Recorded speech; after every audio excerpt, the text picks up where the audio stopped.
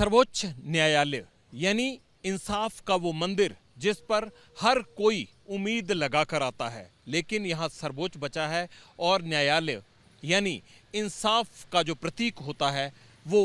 मिट चुका है।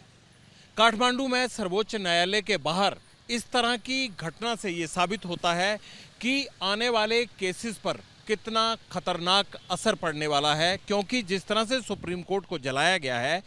मुझे नहीं लगता कि इसमें संवेदनशील और बहुत गोपनीय और महत्वपूर्ण मुकदमों के डॉक्यूमेंट नष्ट ना हुए हों। और इन तमाम फाइलों को दोबारा से ट्रैक पर लाना ये एक सबसे बड़ी चुनौती होगी। 9 सितंबर को गुस्साई भीड़ ने जहां पीएमओ, संसद और तमाम सरकारी इंस्टीट्यूशंस और मंत्रालयों के दफ्तरों को आग की भेंट किया, वहीं सर्वोच्च न्यायालय में भी उनका विश्वास शायद नहीं बचा था। इसीलिए भीड़ ने सुप्रीम कोर्ट की इस बिल्डिंग को भी आग की भेंट कर दिया। तस्वीरों से आप अंदाजा लगा सकते हैं कि किस तरह से आगजनी को अंजाम दिया गया होगा और कितने खतरनाक तरीके से यहां उन केसेस की फाइलों को जलाया गया होगा या वो जल गई होंगी जिनमें बरसों से लोग इंसाफ की उम्मीद लगाकर बैठे होंगे।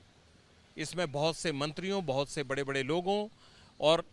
महत्वपूर्ण हस्तियों से जुड़ा हुआ रिकॉर्ड, उनके केसेस का रिकॉर्ड भी होगा। लेकिन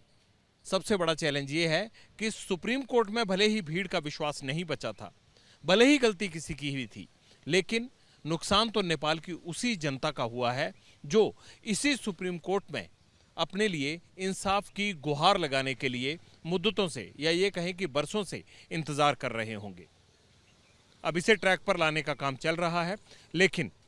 इसमें कितना वक्त लगेगा, रिकॉर्ड कितना मिल पाएगा, कितना नहीं मिल पाएगा, और उन मुकदमों को आगे गति मिलेगी या नहीं जो अब तक इस सुप्रीम कोर्ट में सुने जा रहे थे, ये एक बड़ी चुनौती है, ना सिर्फ पब्लिक के लिए बल्कि यहाँ की आने वाली सरकार और सुप्रीम कोर्ट के तमाम न्यायाधीशों के लिए। कैमरामैन मान के साथ जगविंदर पटियाल, एबीपी न्यूज़, काठमांडू, नेपाल।